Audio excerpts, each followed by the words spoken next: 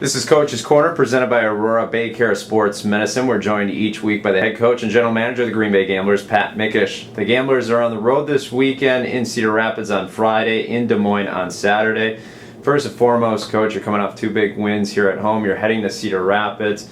They're a team that's a little bit down early part of this season, but always their coach, Mark Carlson, has their team ready to play. It should be a great matchup on Friday night. Yeah, they haven't won their close games the first 10 here, but Coach Carlson, he's won a lot of games in this league, and we know they're going to be ready to play. They're returning another player from the IR that has a lot of experience, so we expect them to be ready to go, always strong in their building, so it's very important that we show up and are ready to play right away. It happens to every team. The puck bounces one way, you get a break the other way, this and that. Is it that close in this league when it comes to wins and losses where it's just the little things? Yeah, I think at night in, night out it is. And we've talked a lot about our special teams getting us, through some of these tight games so far this year. So it's important that we're stay sharp that way. But the 5-on-5 game needs to improve, and we need to, make sure that we're that sound team. But you're going to have some that go your way and some that don't, without a 6-game schedule. So we just want to make sure that we're focused on every night being ready, prepared to play. You keep talking about your 5-on-5 game. What are some of those things that you guys are fine-tuning then on your 5-on-5 game going into this weekend?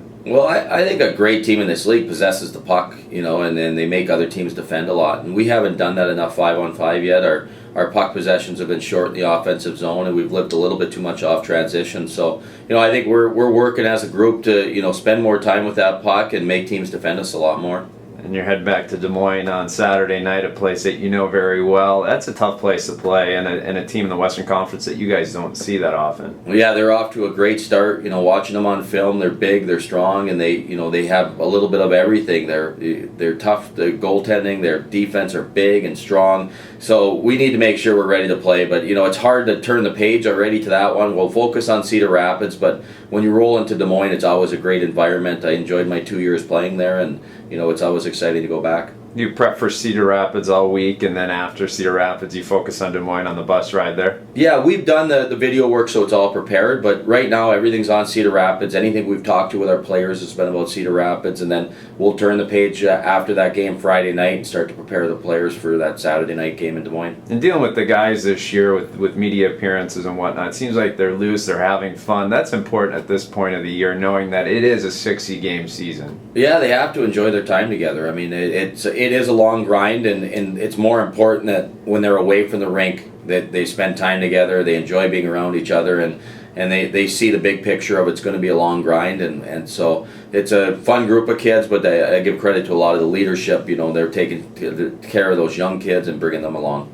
Middleset and Grando both with 4 points this past weekend. On the power play, they've been exciting to watch. What makes them so effective? Well, I think they're both hockey players. They have great hockey sense, and they kind of feed off each other. And we've noticed that if one of them's not going, it kind of slows down the other one. So it's important that we have both those two kids ready to play. And then we've used different right wingers with them. So night in and night out, we know they can both play very well at this level. But it's important that they show up and they're ready to compete as well. And I said this time and time again, but it helps to have two really good goaltenders behind your defensemen, and Zukov and Renek have been really good this year. Yeah, they have. Great weekend last year for both of them. I think we've only had the one game that we probably want back so far this year. So it's nice to have both of them going, and you just want to keep them developing because they're both so young in this league as well. The Green Bay Gamblers in second place in the Eastern Conference with two big road games coming up. Wish you luck this week and bring back 2 wins. All right, thanks, Jason.